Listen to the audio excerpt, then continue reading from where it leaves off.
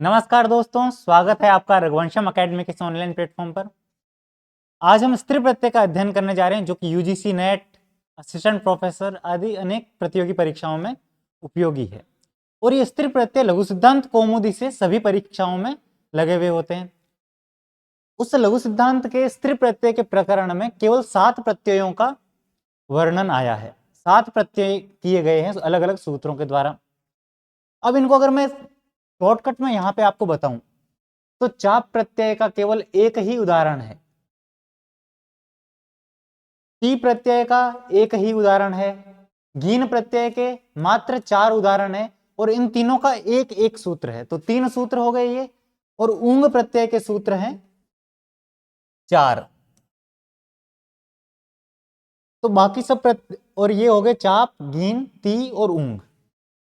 अन्य जितने भी आ अंत वाले उदाहरण है, जिनके भी अंत में आ रहे हैं, वो सब टाप प्रत्यय के उदाहरण हो जाएंगे। तो अपने डाउट किसमें बचेगा? सिर्फ गीप और गीश में।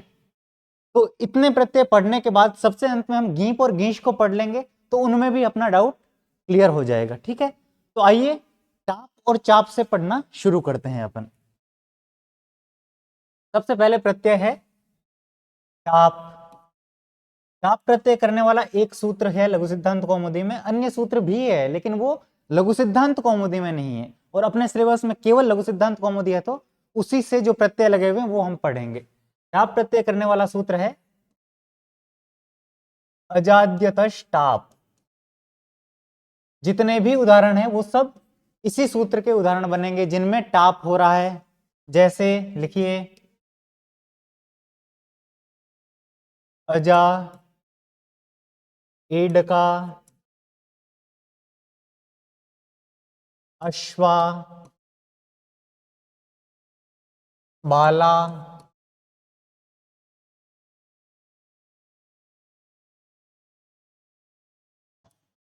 मूषिका, गोपालिका,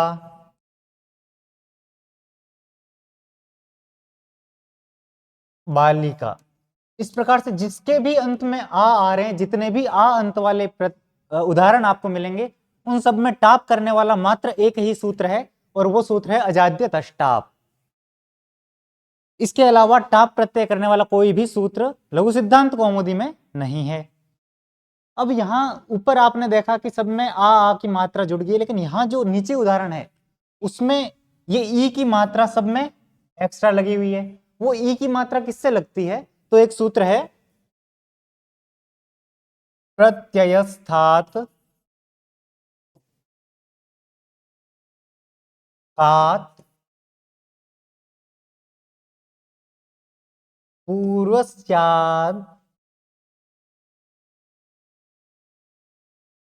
ईदाप्य सुपह। इस सूत्र से इन उदाहरणों में मूषिका, गोपालिका और बालिका, और इस प्रकार से जितने भी और उदाहरण बनेंगे जिनके अंदर ई की मात्रा लगती है स्त्री प्रत्यय बनाते टाइम, वो ईत्व करने वाला एकमात्र सूत्र ये है जो कि लघु सिद्धांत कौमुदी में आया है। तो ये सूत्र क्या करता है? ईत्व, ईत्व विधायक सूत्र है ये। और टाप करने वाला सूत्र कौन सा है? तो वो है अजाद्यतश टाप। ये क्या करता है? टाप प्रत्यय। तो आ अंत वाले सभी उदाहरण किसके हो गए? अजाद्यतश टाप के। टाप के बाद दूसरा था हमारा चाप। लिखिए चाप। और चाप प्रत्यय करने वाला सूत्र है, सूत्र नहीं है ये, वार्तिक है, सूर्यात देवतायाम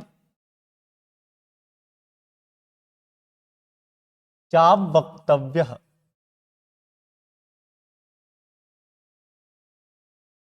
देवतावाची जब सूर्य की स्त्री होगी तब हम चाप प्रत्यय करेंगे।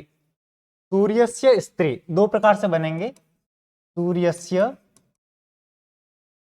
स्त्री और एक बनेगा, ये जब देवता होगी, सूर्य से स्त्री देवता।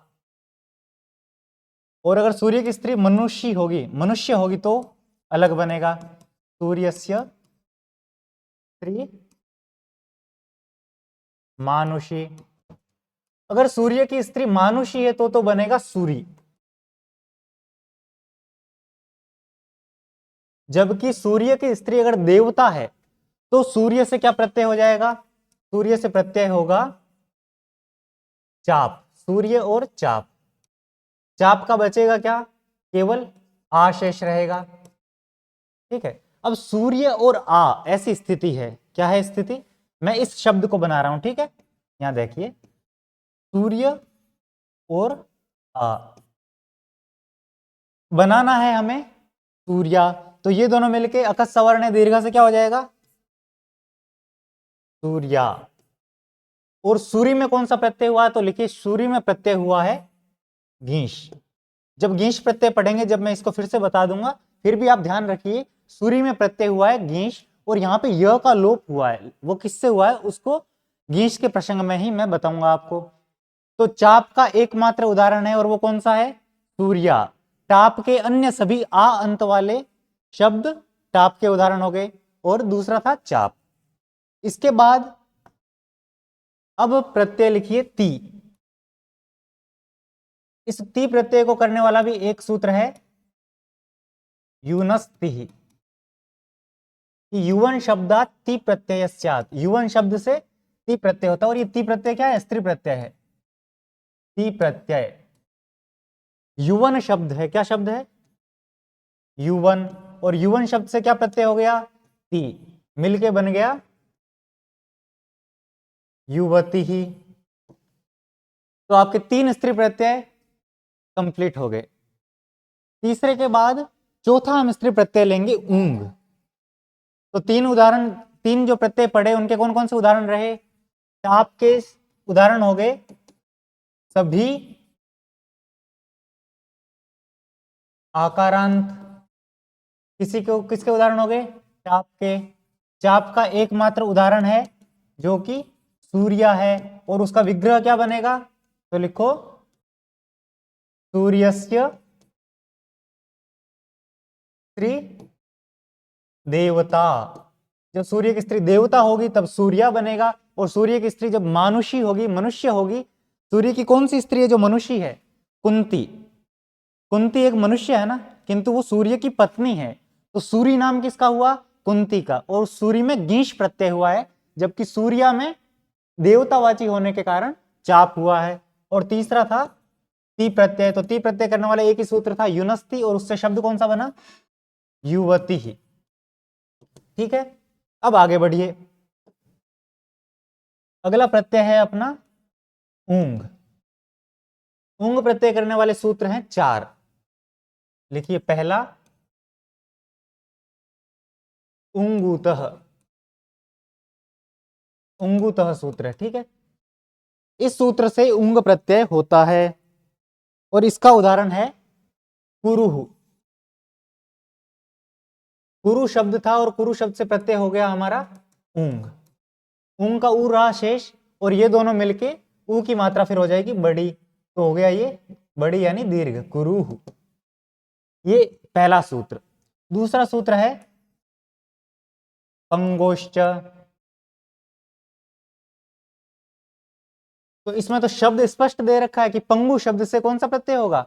उंग प्रत्यय। तो पंगु शब्द से उंग प्रत्यय करके क्या बना देंगे? ये था हमारा पंगु,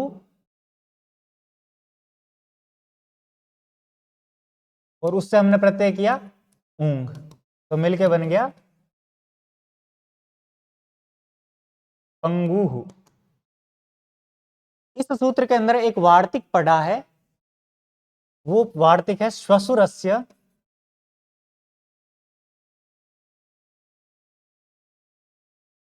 योकार आकार लोपश्च।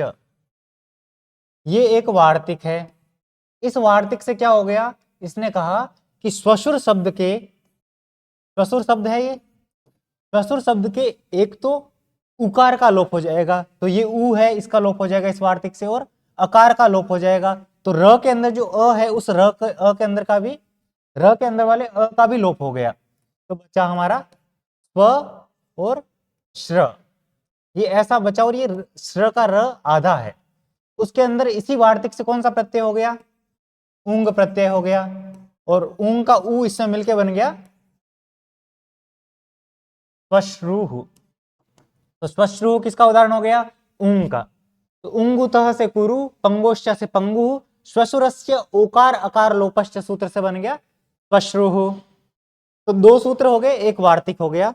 उंग के दो और सूत्र हैं, उन्हें लिखिए।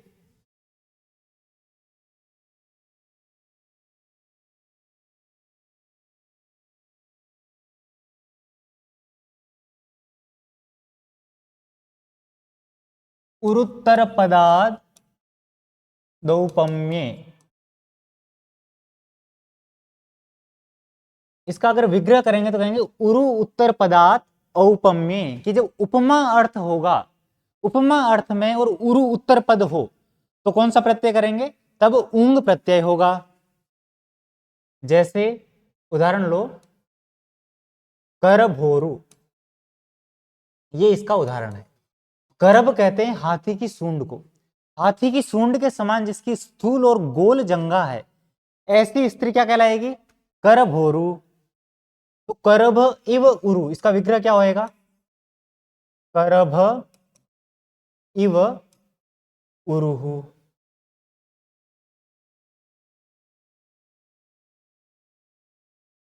ये इसका विग्रह हुआ। तो उपमा अर्थ हुआ ना, उरु को किसके समान उपमा दी है, करभ के समान।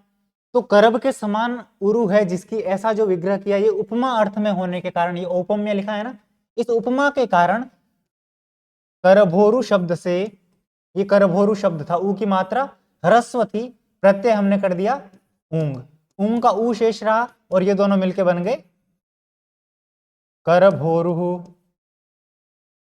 ठीक है। और चौथा सूत्र है अपना संहित शफ लक्षण और वामादेश्च।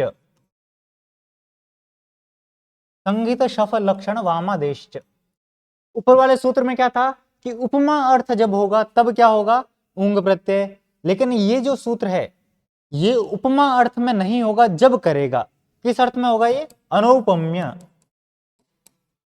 अनौपम्य, ये उपमा अर्थ नहीं होना चाहिए। तो संगीत, संगीत यानी कि इकट्ठी, इकट्ठी है जंघा जिसकी, वो क्या कहलाएगा, संगीत ओरु। शफ के समान उरु है जिसकी, वो शफोरु नहीं, शफ यानी खुर, तो खुर के, खुर है उरु जिसके। तो इस प्रकार से विग्रह बनेगा, यहां पे उपमा नहीं होगी, इसका जो विग्रह बनेगा वो उपमा में नहीं बनेगा। तो इसके उदाहरण क्या क्या होते जाएंगे, लिखते जाइए। सबसे पहले बन गया संगीतोरुहु, फिर लिखिए शफोरुहु, फिर लिखिए लक्षणोरुहु, और चौथा लिखिए वामोरुहु। तो ये चार उदाहरण इस सूत्र के हो गए। तो ऊंग के हमने कितने उदाहरण पढ़े, 1 2 3 4, और करभोरु हो गए 5, कुरु 6, पंगु 7 और श्वश्रु 8।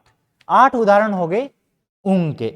एक उदाहरण हो गया ती का, और एक ही उदाहरण था चाप का, और बाकी सारे आ अंत वाले किसके उदाहरण हो गए, तो वो था टाप का, जो कि किस सूत्र से होता है, अजाद्य तष्टाप से।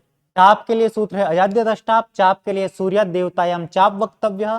ती प्रत्यय करने वाला एक ही सूत्र है युनस्त ही, और उंग प्रत्यय करने वाले 4 सूत्र हैं, एक है उंगुतः, दूसरा है पंगुश्च, पंगुश्च के अंदर एक वार्तिक पढ़ा है श्वशुरस्य उकार अकार लोपश्च, इससे बन गया श्वश्रु।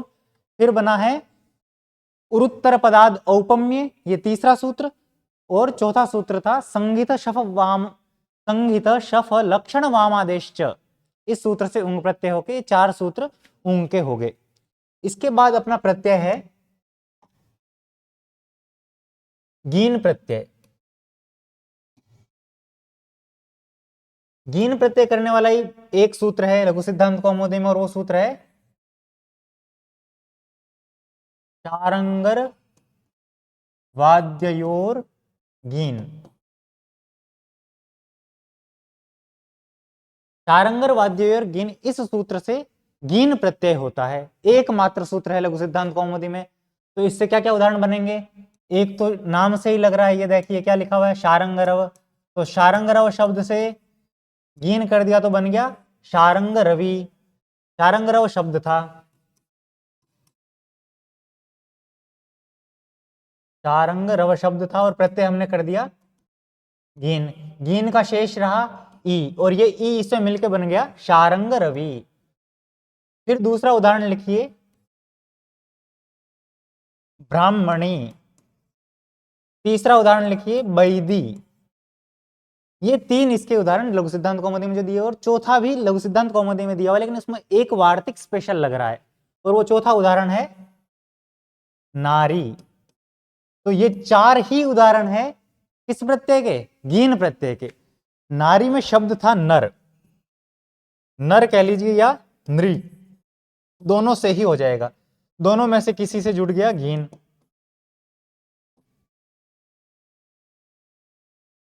गीन प्रत्यय को जब जोड़ा तो नर की जगह जो नार हुआ है वो किससे हुआ है? तो एक वार्तिक है, नृ नरयोः वृद्धिश्च। नृ नरयोः वृद्धिश्च, इस सूत्र से नृ की जो न था, न की जगह ना हो गया है, और नृ के जगह नार हो गया, आर हो गया ना री की जगह, और न की जगह ना हो गया है इस वार्तिक से। तो नारी भी इसका उदाहरण हो गया। तो गीन के कितने उदाहरण हुए? 1 2 3 और ये 4। तो आपके 7 प्रत्ययों में से कितने प्रत्यय कंप्लीट हो गए? 5 प्रत्यय आप पढ़ चुके हो। अब आपके केवल 2 प्रत्यय बचे हैं, एक है गीप और दूसरा है गीश। उन दोनों में क्या अंतर है, कौन कौन से सूत्र लग रहे हैं, आइए उनको देखना शुरू करते हैं। ये आप एक बार फिर से देख लीजिए।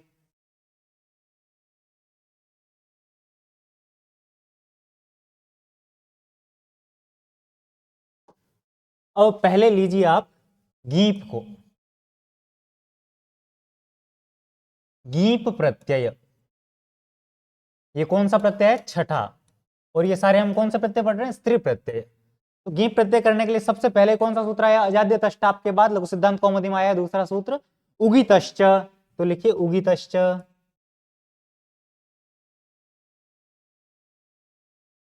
उगितश्च सूत्र कहते हैं ऊ जिसका इत गया है, ऐसे जो शब्द हैं उनसे कौन सा प्रत्यय होगा?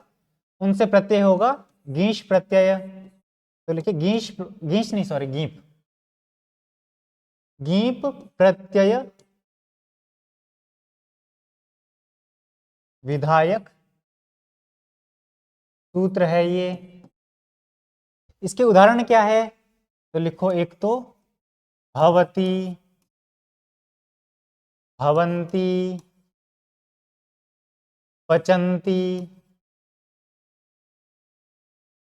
दिव्यंती, ये सब उदाहरण हो गए उगितश्च सूत्र के। क्यों? क्योंकि भवती और भवंती में शब्द क्या है? भवतुप शब्द है, भवतु शब्द है, भवतु के ऊ का लोप हुआ है।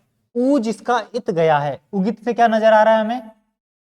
ऊ, उक और इत दो शब्द दिख रहे हैं ना। तो जिसका उक इत गया है, उक यानी ऊ, तो ऊ जिसका इत गया है उनसे कौन सा प्रत्यय होगा? गेश प्रत्यय। तो भवतु शब्द था, यहाँ पे एक सूत्र लगता है भातेर डवतुप। तो भा धातु से डवतुप प्रत्यय हुआ, डवतुप का जो ऊ है ना वो इत होता है, इसीलिए भवतु शब्द से भवती, भवंती आदि इस प्रकार से बन रहे हैं। ऐसे ही पचंती और दिव्यंती है। ये हो गया अपना गीश का पहला उदाहरण। इतने ही उदाहरण लघु सिद्धांत कौमुदी में दिया है, और अभी तक जितने भी पेपर हुए हैं अपने, एक भी उदाहरण पुस्तक से बाहर से नहीं पूछा है। जो भी पुस्तक में उदाहरण दे रखे मूल लघु सिद्धांत कौमुदी में, उसकी हिंदी व्याख्या में भी नहीं, जो मूल में उदाहरण दे रखे उनसे बाहर अभी तक प्रश्न नहीं पूछा है। तो कम से कम जो अंदर उदाहरण दे रखे हैं वो आपको वैसे के वैसे याद होने चाहिए। तो गीप के उगितश्च सूत्र के ये उदाहरण है, लिख लीजिए 4 ही, भवती, भवंती, पचंती और दिव्यंती। फिर अगला सूत्र आया है यञश्च।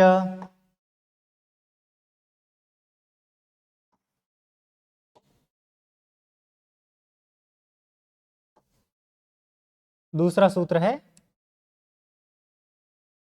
ययश्च। ययश्च सूत्र जो है ये भी गीप प्रत्यय करता है और इस सूत्र का उदाहरण है गार्गी। गार्गी इसका उदाहरण है। एक इसी के जैसा सूत्र है ययश्च जैसा ही, कौन सा सूत्र है? यय योश्च। वो यय योश्च सूत्र जो है ना वो लुक करता है। क्या करता है?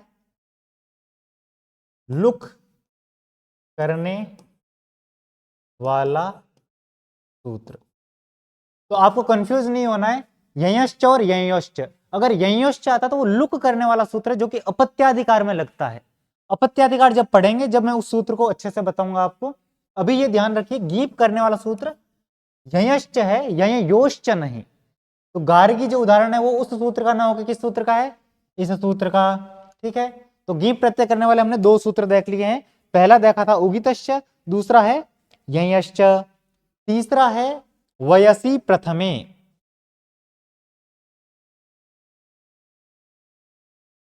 तीसरा सूत्र लिखिए वयसी प्रथमे, कि प्रथम वयोवाची, जिसके द्वारा प्रथम वय बताया जा रहा है ना वो कहलाएगा वयवाची शब्द। ठीक है, जैसे किसी की कुमार अवस्था बताई जा रही है तो उसकी स्त्रीत्व की विवक्षा में बन जाएगा कुमारी, किशोरी। पुस्तक में केवल ये एक ही उदाहरण दे रखा है, किशोरी अपन ने एक्स्ट्रा लिख लिया है। तो कुमारी ध्यान रहना चाहिए किसका उदाहरण है? कुमारी है वयसी प्रथमे का उदाहरण। वयसी प्रथमे कौन सा प्रत्यय करता है? ये भी गीप प्रत्यय ही करता है। गीप प्रत्यय विधायक सूत्र है। तो गीप प्रत्यय विधायक सूत्र तीन हो गए। पहला था उगितश्च, दूसरा है ययश्च और तीसरा वयसी प्रथमे। तीन सूत्र हो गए। अब इसके बाद चौथा सूत्र लिखिए द्विगोह। द्विगु समास जो है उसमें भी कौन सा प्रत्यय होगा? तो द्विगु समास वाले उदाहरणों में भी गीप ही प्रत्यय होगा। और इसका भी एक ही उदाहरण दिया है अपनी पुस्तक में और वो है त्रिलोकी। तो पुस्तक के अंदर जो उदाहरण दे रखा है वो याद करना ही है। त्रिलोकी किसका? त्रयाणाम लोकानाम समाहारः। तो संख्या जब पूर्व में होती है तो कौन सा समास बनता है? संख्या पूर्व में होने पर संख्या पूर्व द्विगु, इस सूत्र से द्विगु समास होता है।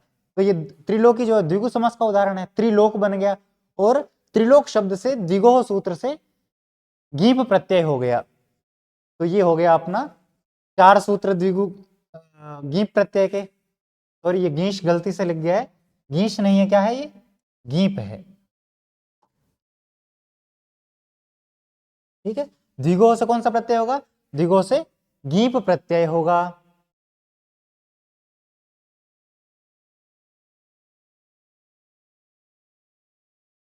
फिर अगला सूत्र लिखो इसी गीप का, वर्णात् अनुदात्तातोपधातो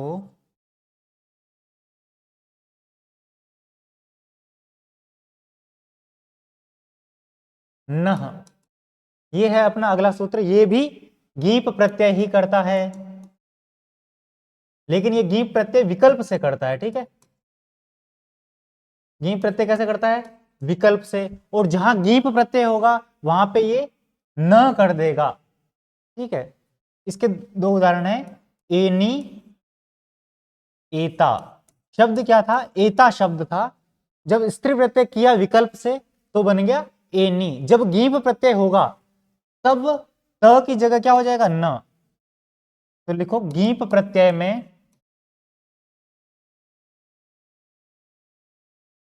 त को न, त को न करने वाला सूत्र भी यही है और गीप प्रत्यय करने वाला सूत्र भी यही है। और एता में जो है वो टाप हो गया है। तो एनी, एता, ऐसे इसके दो उदाहरण हैं रोहिणी और रोहिता। शब्द था रोहित और उससे टाप जब किया तो बन गया रोहिता। और रोहिणी कब बन गया? जब गीप किया। अब गीप करते ही क्या हो गया? त की जगह न हो गया, तो इस त को न हो गया और र है, इसलिए र और श के योग में न को न हो जाता है ना, तो यहाँ पे भी र और श के योग में त की जो त की जगह न किया था उस न को ण हो गया। तो रोहिणी और एनी इन दोनों में वर्णाद अनुदात्तातोपधातो न इस सूत्र से गीप प्रत्यय हुआ है, और रोहिता और एता में टाप प्रत्यय हुआ है। ठीक है, ये देख लीजिए।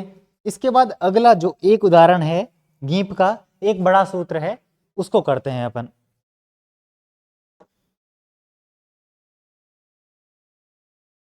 ये सूत्र पढ़ने के बाद अपना गीप प्रत्यय कंप्लीट हो जाएगा। तो लिखो टिड ढाणय द्वयसज दघ्नय मात्रच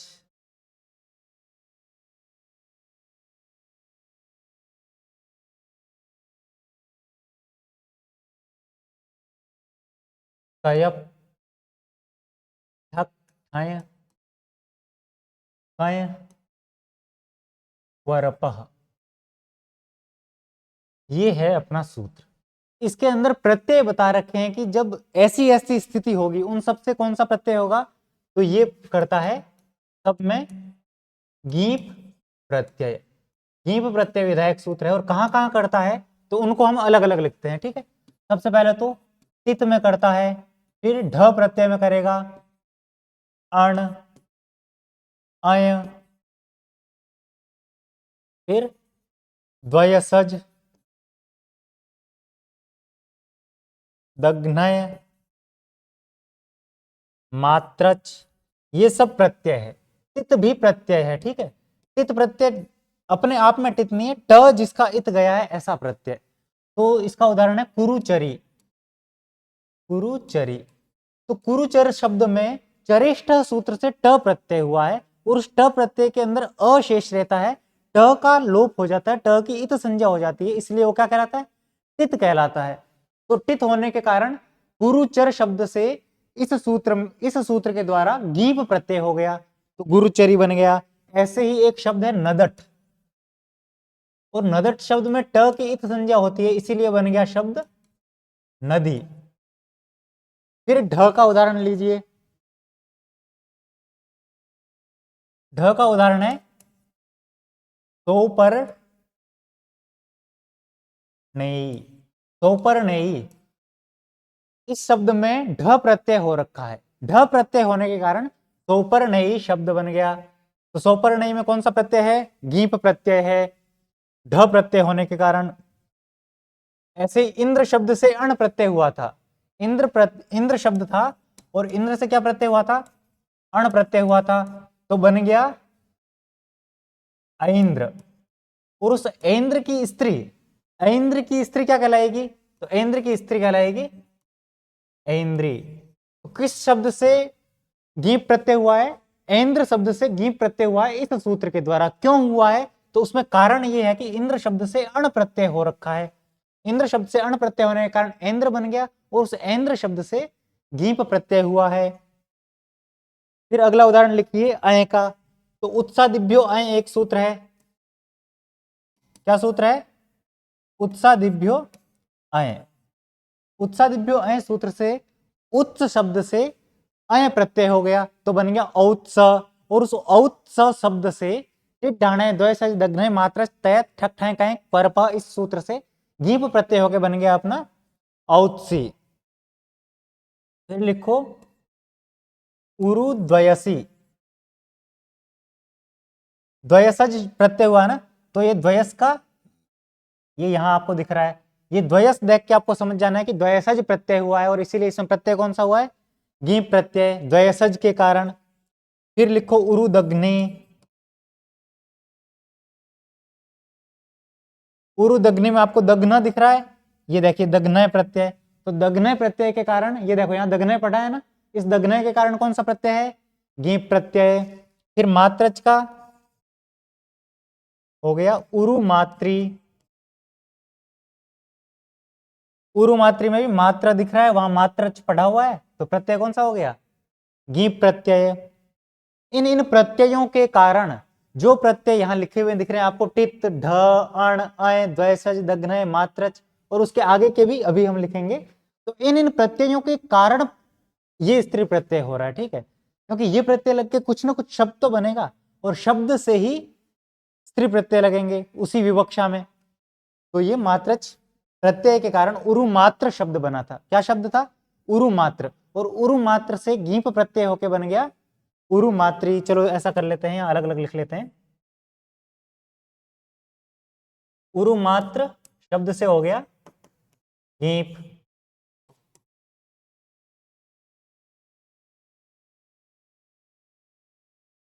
उरुदग्न गीप। उरुद्वयस गीप। औत्स गीप। ऐन्द्र गीप। ऐसे ही सौपर्णेय और गीप। ठीक है, इस प्रकार से आपको करना है। अब आगे बढ़िए थोड़ा सा।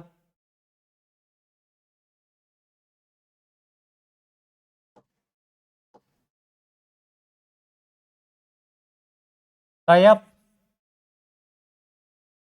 ठक, ठय,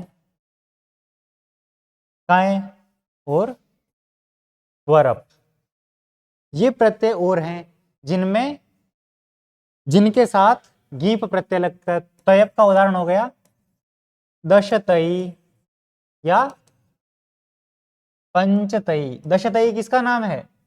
दशतई है ऋग्वेद का नाम, क्योंकि उसके अंदर दशमंडल है। तो तयप प्रत्यय लगा हुआ है। तयप, तय, तय आपको दिख रहा है। तो दशतय शब्द से प्रत्यय हो गया स्त्रीत्व की विवक्षा में गीप। वैसे ही पंचतय शब्द से स्त्रीत्व की विवक्षा में प्रत्यय हो गया गीप। फिर अगले बचे अपने ठक और ठय। ठक का उदाहरण है आक्षिकी। क्या है? आक्षिकी।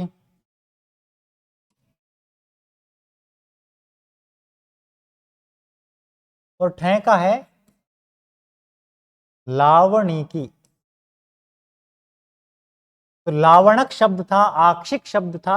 आक्षिक शब्द से गीप प्रत्यय होके बन गया आक्षिकी, और लावणक शब्द से गीश प्रत्यय होके बन गया लावणिकी। फिर है कय। कय का उदाहरण है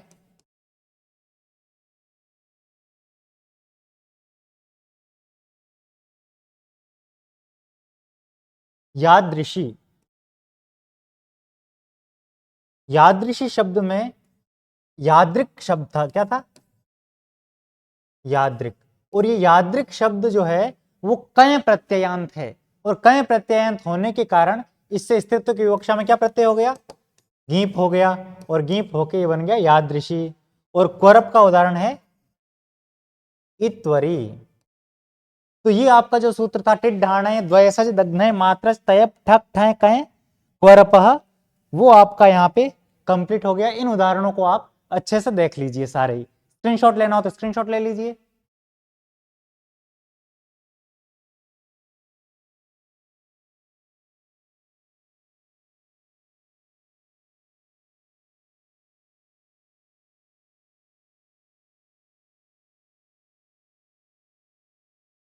इसका भी स्क्रीनशॉट ले लीजिए आपको अगर लेना हो तो।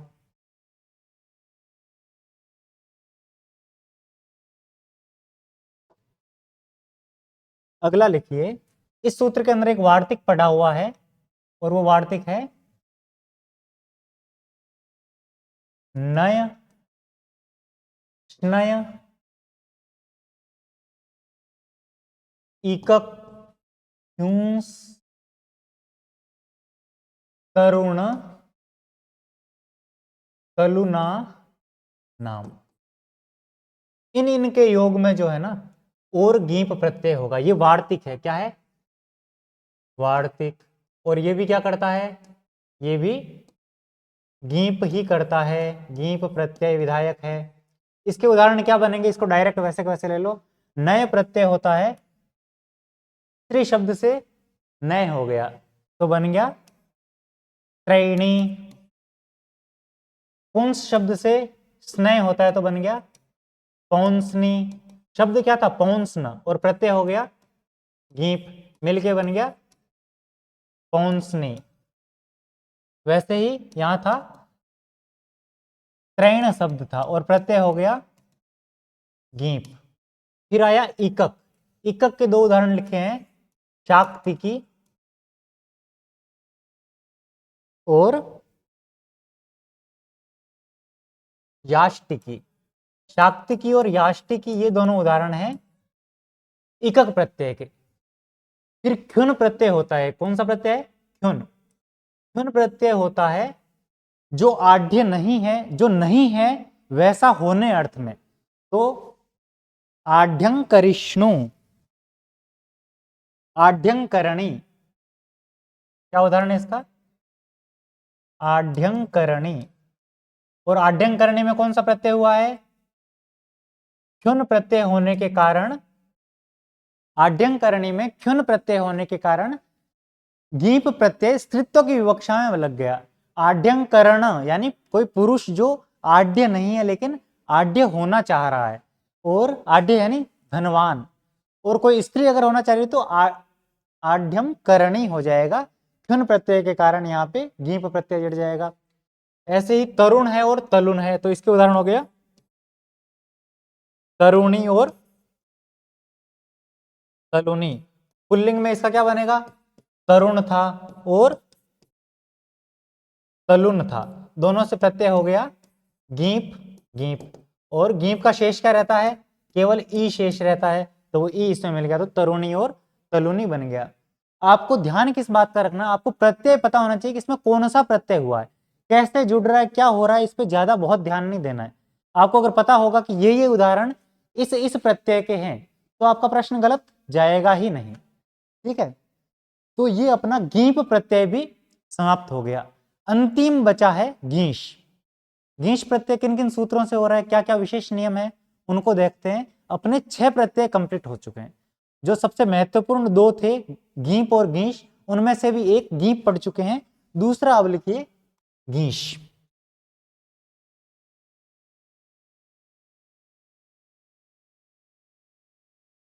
गीश प्रत्यय करने के लिए सबसे पहले जो सूत्र यूज हुआ है अपने इसमें, वो है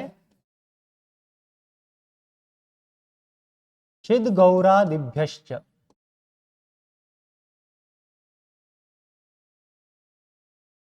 ये कौन सा प्रत्यय करेगा? ये है गीश प्रत्यय विधायक सूत्र।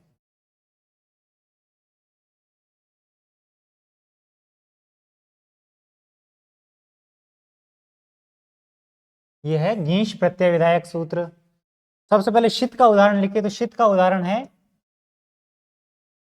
गार्ग्यायणी। ये गीश का उदाहरण क्यों है?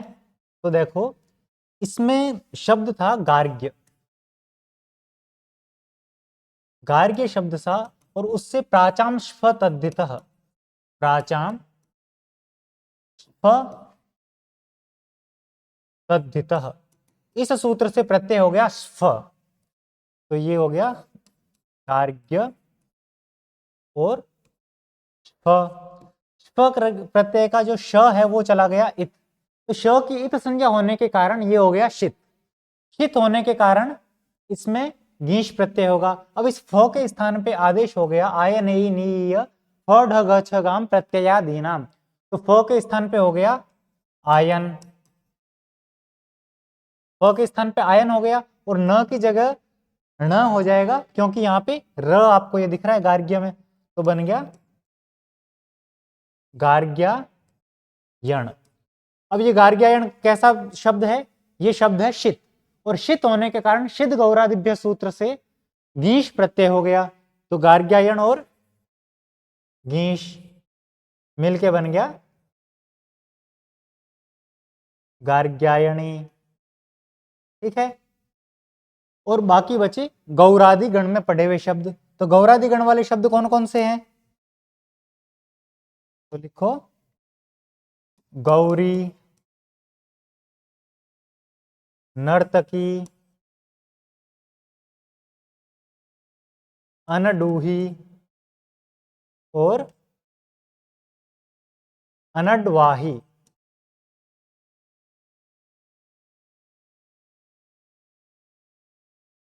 अनड्वाही, ये उदाहरण है जो पुस्तक में दिए हुए हैं। बाकी ये जो गौरादिगण है ना, गौरादिगण आकृति गण है, यानी इसके जैसे और भी आपको जो शब्द दिखे ना, गौर जैसा या नर्तक जैसा, अनडुह जैसा, वो सारे इसी में आ जाएंगे। आकृतिगण उसी को कहते हैं। उसके समान जो शब्द आपको उदाहरण में दे रखे हैं, उनके समान जो आपको और शब्द मिले कहीं भी, उनको भी इस गण में ले आना है। तो ये उसके मुख्य उदाहरण हो गए आपके चिद गौरादिभ्यश्च सूत्र के। एक तो था गार्ग्यायणी और गौरी, नर्तकी, अनडुही और अनड्वाही। ठीक है, इसका आप स्क्रीनशॉट लेना चाहे तो ले लीजिए।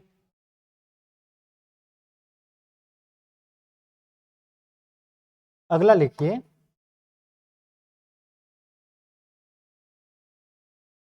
वो तो गुणवचनात्, वो तो गुणवचनात्, ये भी गीश प्रत्यय करता है लेकिन विकल्प से। गीश प्रत्यय कैसे करेगा? विकल्प से। जो गीप प्रत्यय हमने पढ़ा था उसमें केवल एक ही सूत्र था जो विकल्प से कर रहा था, वर्णाद अनुदात्ताप, वर्णाद अनुदात्तोपधातो नह, उस सूत्र से विकल्प से गीप हुआ है। और उसके उदाहरण बने थे एनी, एता, रोहिणी, रोहिता, एकमात्र सूत्र था जो विकल्प कर रहा था। लेकिन यहाँ पे आपको विकल्प करने वाले कई सूत्र मिलेंगे। ठीक है, तो पहला ये आ गया, वो तो गुणवचनात्, ये विकल्प से गीश प्रत्यय करेगा। तो गीश प्रत्यय मृदु शब्द था, क्या था? मृदु। मृदु शब्द से जब गीश हो गया तो बन गया मृद्वी, और नहीं हुआ तो मृदु का मृदु ही रह गया, मृद्वी और मृदु। मृद्वी में कौन सा प्रत्यय है? तो लिखो गीश, और मृदु में कोई है ही नहीं। ठीक है, ये विकल्प से गीश करता है। उसके बाद अगला सूत्र लिखिए, बहुवादिभ्यश्च,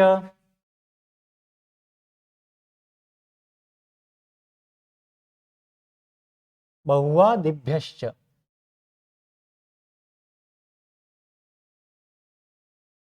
बहुवादिभ्यश्च भी विकल्प से क्या करता है? गीश प्रत्यय। ये भी गीश करेगा, और कैसे करेगा?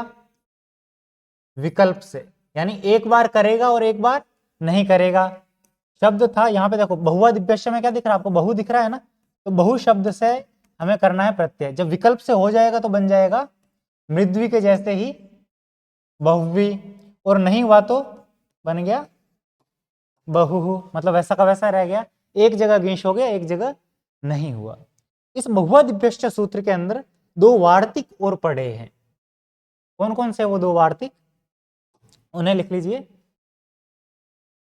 एक वार्तिक है त्रिदिकारादक्तिनः,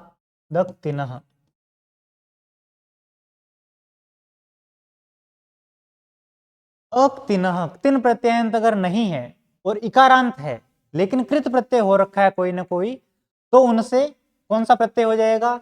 गीश प्रत्यय। ये वार्तिक भी कौन सा प्रत्यय करेगा? गीश।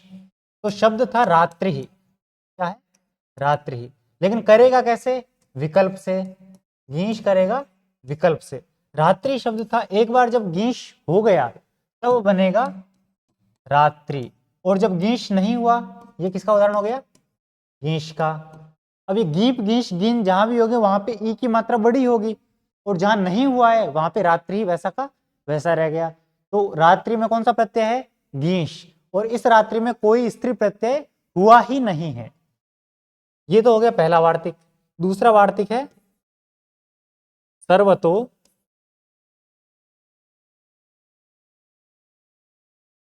किन्नर्थादित्येखे,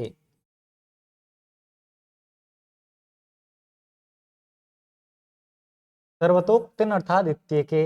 इस सूत्र से विकल्प से गीश होता है। यहां भी क्या होगा? गीश होगा, लेकिन कैसे? विकल्प से। तो इसके उदाहरण है शकटी और शकटी। ये जो बड़ी ई की मात्रा है, ये किसका उदाहरण हो गया? ये है गीश का उदाहरण, और इसमें स्त्री प्रत्यय हुआ ही नहीं है। तो ये आपके विकल्प के कुछ सूत्र हो गए। इससे अगला सूत्र लिखिए, क्रीतात कर्ण पूर्वात। इसका स्क्रीनशॉट ले लीजिए आप।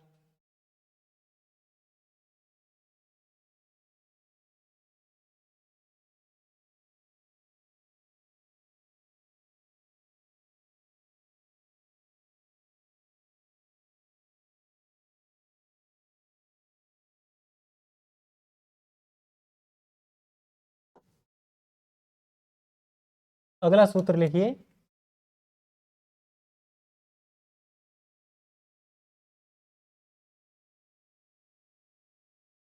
क्रीतात कर्ण पूर्वात। कर्ण पहले होना चाहिए और बाद में धातु कौन सी? डुक्रिय द्रव्य विनिमय। खरीदने अर्थ में जो धातु होती है ना, वो होनी चाहिए, और उससे पहले क्या होना चाहिए? कर्ण होना चाहिए। तो इसके उदाहरण है वस्त्रकृति और धनकृति। ये इसके उदाहरण है। ई की मात्रा लगी हुई, यानी धनकृत शब्द था। क्या था? धनकृत, और उससे प्रत्यय हमने कर दिया गीश। वैसे ही शब्द क्या था? वस्त्रकृत, और प्रत्यय हमने कर दिया गीश। तो ये गीश का ई शेष रहा था, वो इसमें मिलके धनकृति बन गया, वस्त्रकृति बन गया। धनेन कृति ही, धन के द्वारा जिसको खरीदा है वो धनकृति कहलाएगा, और वस्त्र के द्वारा खरीदा है तो वो वस्त्रकृति हो जाएगा। ठीक है, तो ये दोनों उदाहरण किसके हो गए? क्रीतात कर्ण पूर्वात। और ये कौन सा प्रत्यय करने वाला सूत्र है? तो लिख लो, गीश प्रत्यय विधायक। अगला सूत्र लिखो,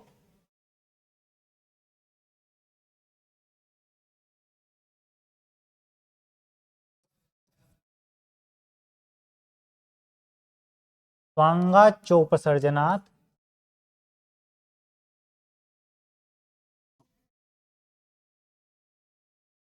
स्वांगाचोपसर्जनात् असंयोगोपधात।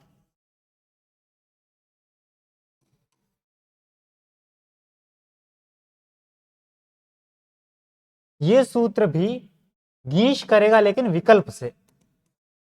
गीश प्रत्यय कैसे करेगा? विकल्प से। विकल्प यानी एक बार करेगा और एक बार नहीं करेगा। पीछे भी विकल्प वाले सूत्र ही चल रहे थे, ये एक सूत्र बीच में आ गया था जो कि कर ही रहा है। यहां पे भी एक उदाहरण दे रखा है, क्वचित न अश्वक्रीता। कहीं कहीं नहीं भी होता है और वहां बनेगा अश्वक्रीता। तो जहां भी आपको टाप दिख जाए, आ अंत में दिख जाए, वो सब टाप के उदाहरण है। तो आपको ज्यादा कंफ्यूज नहीं होना है कहां हो रहा है कहां नहीं हो रहा है। नहीं हुआ तो अश्वक्रीता हो गया, और अश्वक्रीता में कौन सा प्रत्यय है? टाप। और टाप करने वाला एक ही सूत्र है अपने सिलेबस में, और वो है अजाद्यतश टाप। ठीक है, तो लेकिन वस्त्रकृति और धनकृति में क्रीतात कर्ण पूर्वात सूत्र से गीश प्रत्यय हुआ है, ये हमें पता होना चाहिए। फिर आया स्वांगा चोपसर्जनात् असंयोगोपधात। इसके उदाहरण है अतिकेशी अतिकेशा। विकल्प से कर रहा है ना, तो अतिकेशी और अतिकेशा। केशा में आपको आ दिख रहा है, आ दिखने का मतलब कौन सा प्रत्यय है? आ दिखने का मतलब है टाप प्रत्यय। और अतिकेश में गीश प्रत्यय हो गया। ये सूत्र गीश ही करता है ना, तो गीश करेगा तो अतिकेश शब्द था, अतिकेश से गीश होके अतिकेशी बन गया, टाप होके अतिकेशा बन गया। ऐसे ही इसके दो उदाहरण और है, चंद्रमुखी और चंद्रमुखा। चंद्रमुखा में हो गया है टाप, और चंद्रमुखी में हो गया है गीश। इसका स्क्रीनशॉट ले लीजिए आप।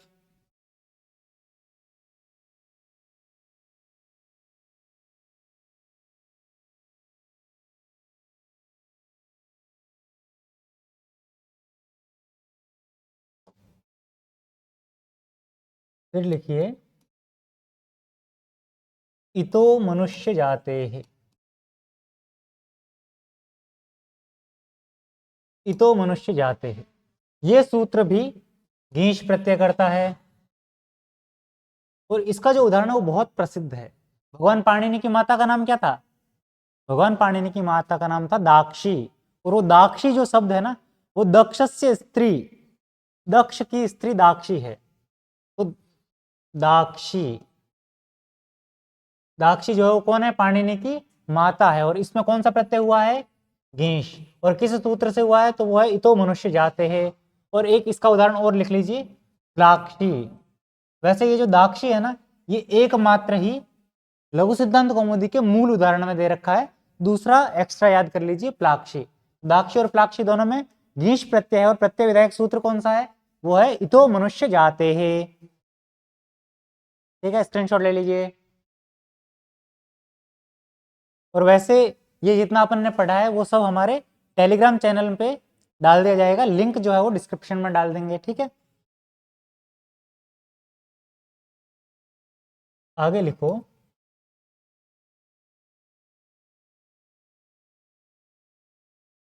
जाते रस्त्री विषयात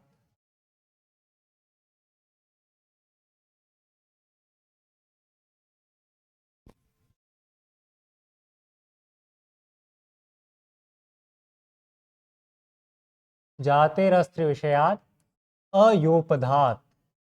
यहाँ पे एक वर्ड आया है, ये क्या है, अयोपधात। ये अयोपधात क्या है, इसको मैं भी बताऊंगा। ये करता क्या है, ये भी गीश प्रत्यय करता है। ठीक है, कहाँ करता है, स्त्री विषय में करता है, नहीं अस्त्री विषय में करता है, लेकिन जाति होनी चाहिए।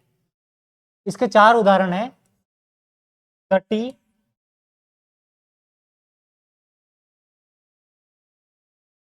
वृषली, कठी और भाववृचि। ये चार उदाहरण याद कर लीजिए इस सूत्र के, जातेर अस्त्री विषयाद अयोपधात। स्त्री विषय नहीं होना चाहिए और लेकिन जाति होनी चाहिए, तो क्या हो जाएगा, गीश प्रत्यय। और अयोपधात, य उपधा में नहीं होनी चाहिए। अयोपधात का मतलब है य उपधा में न हो।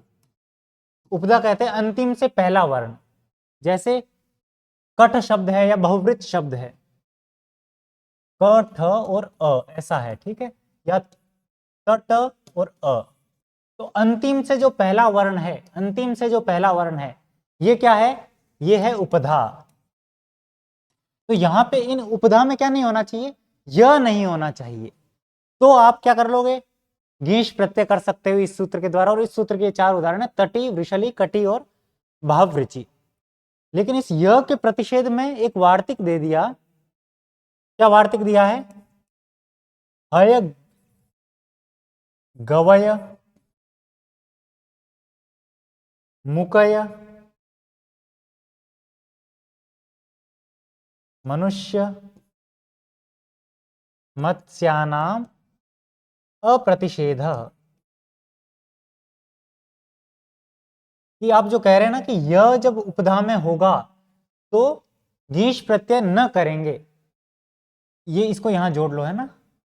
यह अगर उपधा में नहीं है तो आप क्या नहीं करोगे, गीश प्रत्यय नहीं करोगे। तो एक वार्तिक आया कि ठीक है, आप यह वालों को मत लो, लेकिन इनके लिए सिफारिश लगा दी कि ह में क्या है, उपधा में ह और य। तो य में क्या जुड़ा हुआ है, ये य को आधा कर दें तो अ, तो यह उपधा में है। ऐसे ही गवय में यह उपधा में है, मुकय में भी यह उपधा में है, मनुष्य में भी है, मत्स्य में भी है, इन सब में यह में उपधा है। फिर भी इनसे क्या होगा, गीश प्रत्यय हो जाएगा। तो ये सब किसके उदाहरण हो जाएंगे, जो इसमें आगे वो सारे गीश प्रत्यय के उदाहरण बनेंगे। तो है शब्द था और उससे हमने प्रत्यय कर दिया गीश, तो बन गया हई। ऐसे ही गवय से बन गया गवई, मुकय से बन गया मुकई, मनुष्य से बन गया मनुष्य। ये मनुष्य क्यों बना है, शब्द था मनुष्य और प्रत्यय किया हमने गीश। अब ये जो य आपको दिख रहा है ना, इस य का हलस तद्धितस्य सूत्र है। ये महत्वपूर्ण है, ध्यान रखना है ना, हलस तद्धितस्य। इस सूत्र के द्वारा य का लोप हो गया है। यह जब हट गया तो क्या बचा, मनुष्य बचा था, उस मनुष्य के अंदर ये ई जुड़ गया तो बन गया मनुष्य।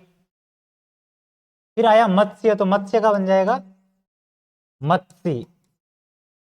मत्सी में भी शब्द क्या था, मत्स्य, और प्रत्यय किया हमने घींश। घींश का ई बचा था। अब लेकिन ये य कहां गया, तो इसके लिए एक वार्तिक वहीं लघु सिद्धांत कौमुदी में दिया है, मत्स्यस्य छे च ज्ञाम। इस वार्तिक के द्वारा मत्स्य में जो य है ना, उस य का लोप हो गया है। घींश प्रत्यय किससे हुआ है, तो वो इस वार्तिक से हुआ है। ठीक है, तो ये आपके घींश प्रत्यय के कुछ सूत्र हुए। उसके आगे अब एक बहुत ही महत्वपूर्ण सूत्र है, और वो सूत्र है इंद्र वरुण भव शर्व। काफी बड़ा सूत्र है, और वो भी क्या करता है, घींश प्रत्यय करता है और साथ में आनुक का आगम भी करता है। ठीक है, तो वो सूत्र लिखिए,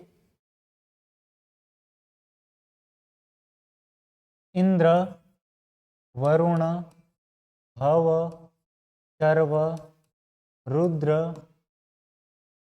मृड हिमारण्य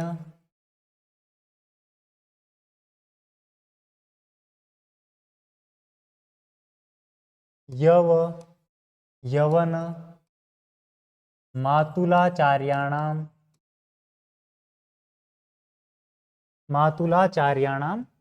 आनुक। ये आपका आनुक प्रत्यय करने वाला आनुक आगम करेगा, और प्रत्यय क्या करेगा, प्रत्यय ये करेगा घींश। तो इससे क्या होगा, लिखो, एक तो होगा घींश प्रत्यय और आनुक का हो जाएगा आगम। ठीक है, घींश प्रत्यय और आनुक का आगम। अब इसका उदाहरण, इंद्र सबसे पहले था, तो क्या बन जाएगा, इंद्रस्य स्त्री क्या हो जाएगी, इंद्र था, आनुक का आगम हो जाएगा। तो इंद्र और आनुक, आनुक के क और उ का लोप हो जाएगा, बचेगा क्या, आन। और अब प्रत्यय क्या हो जाएगा, घींश। घींश प्रत्यय का बचा क्या, ई। ये ई मिल गया इस नी के अंदर, तो टोटल मिलके क्या बन गया, इंद्राणी। अब ये होना इंद्राणी चाहिए था, नी क्यों है, ये र के बाद होने के कारण हो गया, उसको उसी प्रसंग में पढ़ेंगे। यहां बस आप इतना ध्यान रखिए, घींश प्रत्यय कैसे जुड़ा और आनुक कैसे जुड़ा है। ठीक है, ऐसे ही इंद्र के बाद आया वरुण, तो इसका विग्रह बनेगा वरुणस्य स्त्री क्या कहलाएगा, ये था वरुण, आनुक का हो गया आगम, और घींश को हमने जोड़ लिया, घींश का बचा ई, और ये उसमें मिलके बन गया वरुणानी। ठीक है, जो लिखा है वही उसका उदाहरण है, ऐसा नहीं कि न की जगह आप कहीं न कर दो या ऐसा कर दो, वरुणानी। ठीक है, बन गया। उसके बाद भव, वही सेम भवस्य स्त्री है ना, भवस्य स्त्री क्या हो जाएगा, भव, आनुक और घींश प्रत्यय। घींश का बचा क्या, ई, और बन गया भवानी। फिर भव के बाद आया शर्व, तो लिखो शर्वस्य स्त्री बन गया शर्व। आनुक, आनुक का क्या बचा, आन बचा, प्रत्यय कर दिया हमने घींश, और मिलके बन गया शर्वाणी। फिर आया रुद्र,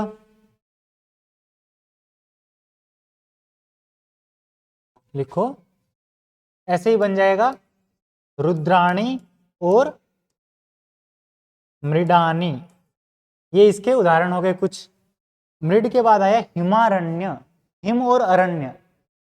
क्या है, हिम और अरण्य, उनके क्या उदाहरण बनेंगे वो देखिए, वो थोड़े महत्वपूर्ण है, आगे वार्तिक के साथ चलेगा ये। इतने तक के उदाहरण जो थे ना, वो सूत्र के अंदर वैसे के वैसे थे, आपको ऐसे कैसे याद करने जैसे मैंने लिखे हैं। आगे क्या है, साथ साथ वार्तिक भी चलेगा, क्योंकि अर्थ चेंज करेगा। अभी तक किस अर्थ में हो रहे थे, अभी तक जितने भी वो सब क्या है, स्त्री अर्थ में थे अभी तक। अब जो है वो एक वार्तिक आएगा, वो अर्थ चेंज कर देगा, और वार्तिक है हिमारण्ययोः महत्वे, महत्व यानी ज्यादा अर्थ में, अधिक होने अर्थ में, तो इसका विग्रह बनेगा महत, हिमम और महत अरण्यम। बनेगा उसी प्रकार से, क्या था, महत, महत नहीं सॉरी, यहां था हिम और हमने आगम क्या कर दिया, आनुक आगम वैसे के वैसे होगा। आनुक का बचा क्या, आन बचा और प्रत्यय कर दिया गीश, गीश का बचा ई। न के अंदर ये ई मिल गया तो, और आ और अ मिल गया अखस सवर्ण दीर्घ से, तो टोटल मिलके बन गया ये हिमानी। ठीक है, ऐसे ही अरण्य था, अरण्य से आनुक जोड़ दिया और ई की मात्रा जोड़ दी तो बन गया अरण्यानी। ठीक है, ये हिमारण्ययोः महत्वे इसका उदाहरण हो गया। इसके बाद है यवाद दोषे। सूत्र में देखिए ध्यान रखना, सूत्र जिस क्रम से चल रहा है ना उसी क्रम से ये आगे उदाहरण चल रहे हैं।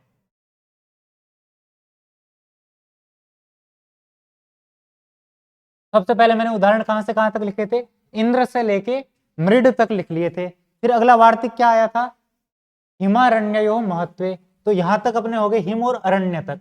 अब क्या है, यव, यवन, मातुल और आचार्य, चार बचे हैं। इन चारों के क्या क्या सूत्र है उनको देखिए।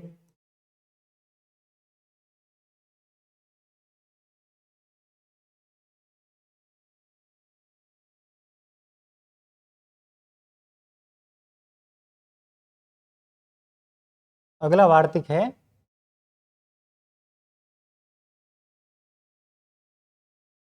यवात दोषे। यव शब्द से आनुक आगम होगा, गीश प्रत्यय भी होगा, लेकिन आपको अर्थ बदलना पड़ेगा। क्या अर्थ होना चाहिए, तो कहा कि यवात दोषे, यव शब्द जब दोष अर्थ में होगा तभी आप गीश प्रत्यय कर सकते हो। तो कैसे दोष अर्थ होगा, तो इसका विग्रह बनेगा दुष्टः यवः, क्या बन जाएगा, यव शब्द आनुक का हमने कर दिया आगम, आनुक का बचा क्या, आन, और गीश का बचा ये ई। तो यव का व और आ मिल गया, तो व के अंदर का अ और आ मिलके यवा हो गया, और न के अंदर मिल गया ई। तो टोटल मिलके क्या बन गया ये सारा, ये बन गया यवानी। यवानी का मतलब क्या है, दुष्टः यवः। यव कहते हैं जो को, जो एक फसल होती है ना, वो जब दुष्टः नष्ट हो जाता, खराब हो जाता, तो दुष्टः यव क्या कहलाएगा, यवानी कहलाएगा। यव के बाद अगला शब्द क्या आया था, यव के बाद अगला शब्द आया था अपना यवन। तो यवन शब्द से किस अर्थ में होगा, तो कहा कि यवनात् लिप्याम। यवन कौन है, वो जो ईरानी लोग यहाँ आए थे वो ईरानी कहलाते हैं यवन। और यवनों की जो लिपि है, लिपि अर्थ में आप गीश प्रत्यय करोगे और आनुक का आगम करोगे, तो उनकी लिपि यानी यवनानाम लिपि ही, ऐसा जब विग्रह करेंगे तो आप गीश प्रत्यय कर सकते हो और आनुक का आगम भी कर सकते हो। तो करो, यवन शब्द आनुक का हमने किया आगम, तो आन बचा और गीश प्रत्यय कर दिया, गीश का बचा शेष ई, ये ई मिल गया नी के अंदर और बन गया यवनानी। यवनानी का अर्थ क्या है, यवनानी का अर्थ है यवनानाम लिपि ही। ठीक है, फिर आगे लिखो, मातुल शब्द है अगला, इसका स्क्रीनशॉट लेना हो तो ले लो आप।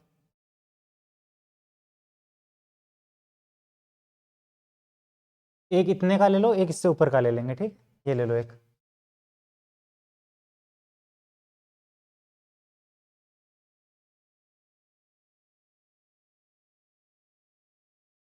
एक इसका ले लीजिए। ठीक है, अब आगे बढ़िए, अगला शब्द है मातुलोपाध्यायो, अगला वार्तिक उसी सूत्र का। ये वही सूत्र चल रहा है जो पहले लिखा था, इंद्र वरुण भव सर्व आदि। ठीक है, तो वहां अब शब्द आ गया अपना मातुल, तो मातुलोपाध्यायो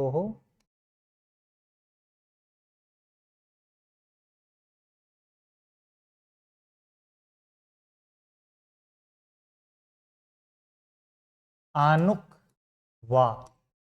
आनुक वा का मतलब है आनुक आगम विकल्प से होगा। क्या अर्थ हुआ इसका? आनुक होगा तो सही लेकिन विकल्प से, और गीश तो होगा, ठीक है, केवल आनुक विकल्प से होगा। तो आनुक जब हो जाएगा तो क्या बनेगा? मातुल, आनुक और गीश। ये गीश का बचा क्या अपने पास? ई बचा, आनुक का आन बचा, और मिलके बन गया मातुलानी। और जब आनुक नहीं होगा तो डायरेक्ट क्या हो जाएगा? मातुल और गीश, और ये बन गया मिलके मातुली। तो मातुली और मातुलानी, ठीक है, ये दोनों उदाहरण हो गए इसके। ऐसे ही उपाध्याय से होगा, और इनका विग्रह क्या बनेगा? मातुलस्य स्त्री, है ना, ये लिख लो। क्या अर्थ होगा इसका? मातुलस्य स्त्री यानी मामी। जो मामी होती है वो क्या कहलाती है? मातुलानी या मातुली। ऐसे ही अगला है उपाध्यायस्य स्त्री। उपाध्यायस्य स्त्री, ये जो था ना, मातुल शब्द तो पढ़ा हुआ था सूत्र में, लेकिन उपाध्याय शब्द सूत्र में नहीं पढ़ा हुआ है, ठीक है, इसको इस वार्तिक में अलग से लाया हुआ है। तो ये ध्यान रखना, उपाध्याय में भी कौन सा प्रत्यय हो रखा है? उपाध्याय की जो स्त्री है वो क्या कहलाएगी? उपाध्यायी। प्रत्यय इसमें भी गीश ही होगा, आनुक विकल्प से होगा। तो उपाध्याय आनुक और गीश, गीश का शेष बचा ई, आनुक का बचा आन, और ये मिलके बन गया उपाध्यायानी, ठीक है। और जब आनुक नहीं करेंगे तो क्या बन जाएगा? तो ये था अपने पास शब्द उपाध्याय, और उसमें गीश के ई की मात्रा लगा दी तो बन गया उपाध्यायी। तो ये दोनों उदाहरण किसके हैं? गीश के ही उदाहरण है चारों। दो में आनुक हुआ है और दो में आनुक नहीं हुआ है, ठीक है, लेकिन प्रत्यय सब में गीश है। उसके बाद अगला वार्तिक है अपना आचार्याद अणत्वम च। आचार्यात अणत्वम च, कि आचार्य शब्द से णत्व नहीं होगा। क्या नहीं होगा?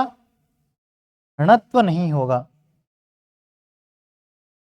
इसका विग्रह बनेगा आचार्यस्य स्त्री।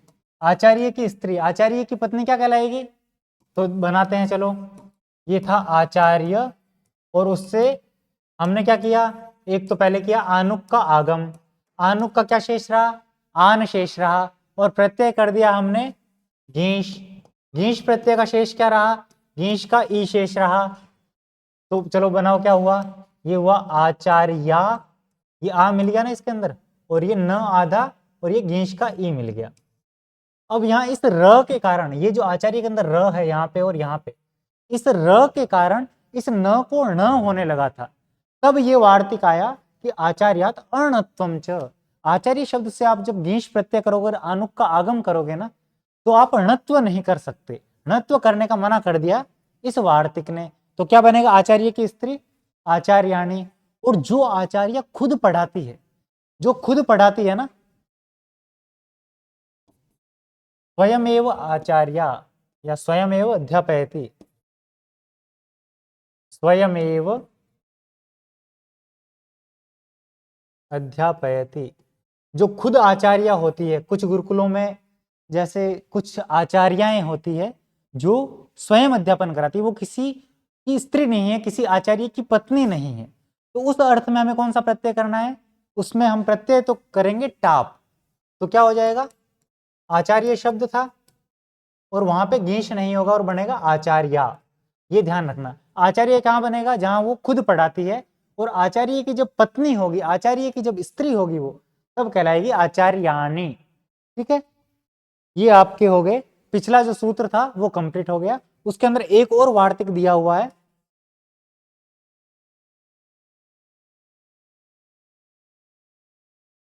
वो है अर्य क्षत्रियाभ्याम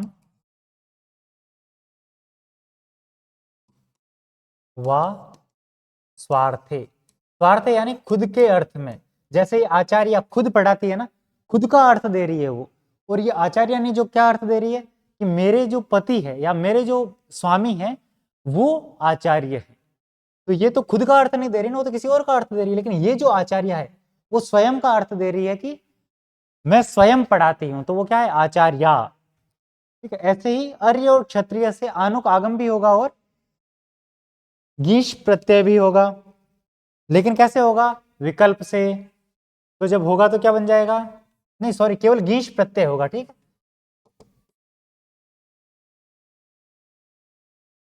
केवल गीश प्रत्यय होगा। और वो कैसे होगा, विकल्प से होगा। ठीक है। तो अर्य शब्द था, प्रत्यय क्या हो गया, गीश, और आनुक का आगम करना ही पड़ेगा।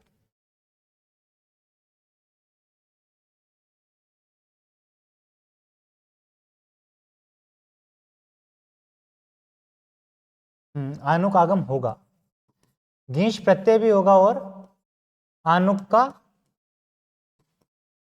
आगम भी होगा। लेकिन कैसे होगा, दोनों ही काम होंगे विकल्प से।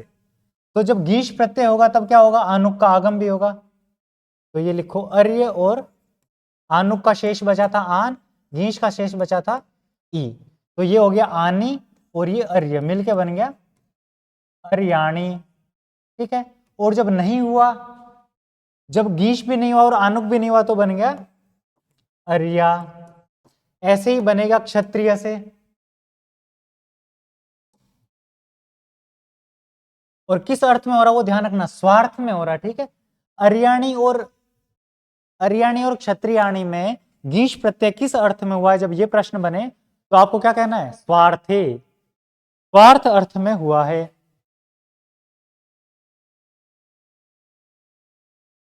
क्षत्रिय शब्द था, आनुक का आन बचा और ई मिल गया तो आनी हो गया। आनुक का आगम और गीश का ई मिलके बन गया क्षत्रियाणी। और जब विकल्प से ये नहीं हुआ तो बन गया क्षत्रिया। ठीक है। तो गीश प्रत्यय करने वाले इतने ही सूत्र थे, गीप वाले भी मैंने आपको सारे बता दिए। ठीक है। एक सूत्र ऐसा है, एक नहीं दो सूत्र लघु सिद्धांत कौमुदी में पढ़े हैं, वो दोनों सूत्र गीश का निषेध करते हैं। तो अगर प्रश्न आ जाए कि ये सूत्र क्या कार्य करते हैं तो उन दोनों सूत्रों को अपन लिख लेते हैं। ठीक है।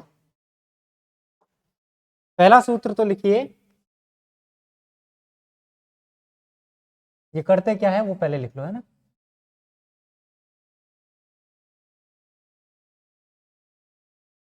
गीश निषेध करते हैं और गीश निषेध होकर उनमें प्रत्यय हो जाएगा टाप। पहला लिखो, नख मुखात संज्ञायाम, नख मुखात संज्ञायाम। इसके दो उदाहरण है, एक है शूर्पणखा और दूसरा है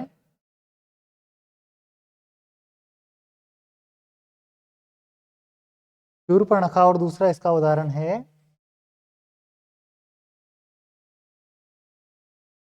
गोरमुखा। ये दोनों इसके उदाहरण हैं। इस सूत्र ने क्या किया है, तो इसका कार्य लिख लीजिए, गीश प्रत्यय का निषेध। और गीश प्रत्यय का निषेध हो गया, इसमें कौन सा प्रत्यय हो गया है, गीश प्रत्यय का निषेध होकर इसमें टाप प्रत्यय हुआ है। ठीक है। कौन सा प्रत्यय, टाप। टाप प्रत्यय करने वाला एक ही सूत्र अपने सिलेबस में बार बार कह रहा हूं, अजाद्य तष्टाप।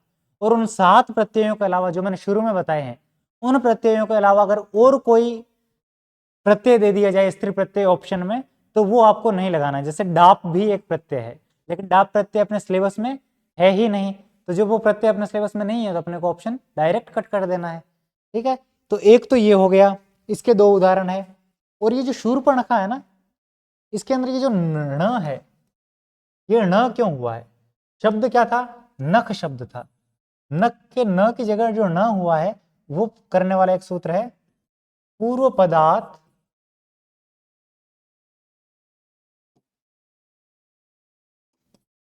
संज्ञायाम अगह, ये एक सूत्र है। इस सूत्र ने क्या किया, शूर्पणखा में णत्व विधायक, णत्व विधान किसने किया है, पूर्व पदार्थ संज्ञायाम अगह। तो एक तो निषेध करने वाला सूत्र ये हो गया, और दूसरा निषेध करने वाला सूत्र है न क्रोडादि बहुवचः। कौन सा है,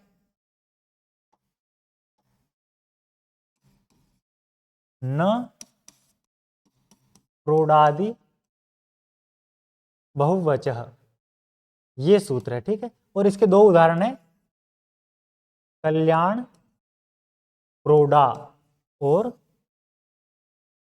सुजगना, और इन दोनों में प्रत्यय क्या हुआ है, तो दोनों में प्रत्यय हुआ है टाप, ठीक है।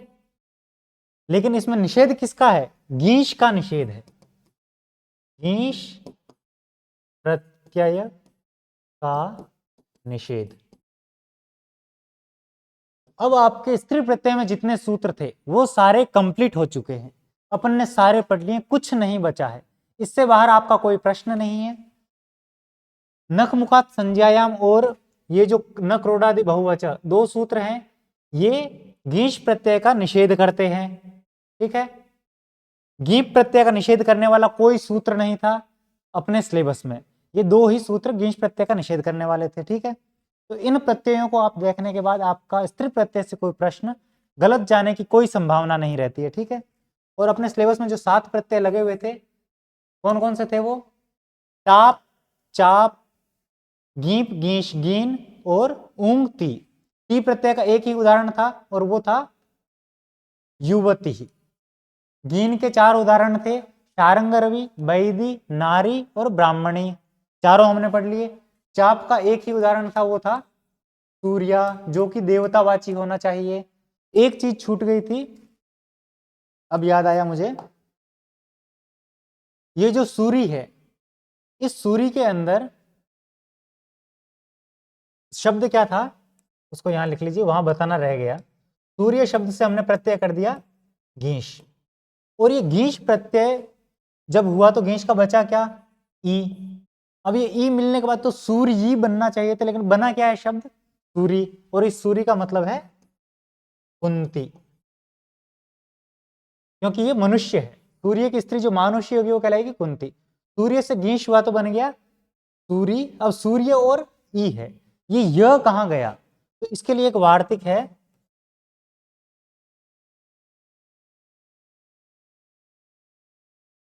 सूर्यागस्त्ययोः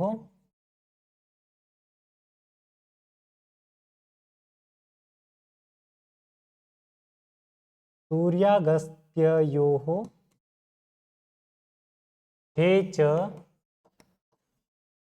याम च। इस वार्तिक से क्या हो गया, य का लोप हो गया। तो य जब हट गया तो क्या बचा, यहाँ पे अपने पास केवल बचा है सुर, और उस सुर के अंदर ये ई मिलके क्या बन गया, सूरी। तो सूर्य की स्त्री जब देवता होगी तो बनेगा सूरी, और सूर्य की स्त्री जब मानुष, नहीं, सूर्य की स्त्री जब देवता होगी तब बनेगा सूर्या, जबकि सूर्य की स्त्री जब मानुषी होगी यानी कुंती है जब, तब क्या कराएगा, सूरी। तो इसके साथ ही अपने स्त्री प्रत्यय कंप्लीट हो गए, इससे बाहर आपका कोई प्रश्न नहीं है, ठीक है। और आगे कौन सा विषय आपको पढ़ना है ये आप कमेंट बॉक्स में सजेस्ट कर सकते हैं मुझे, आगे फिर व्याकरण का या फिर अन्य किसी विषय का जो आप पढ़ना चाहते हैं वो आप कमेंट बॉक्स में लिख दीजिए, हम वो विषय लेकर उपस्थित होंगे। आज के लिए इतना ही, धन्यवाद।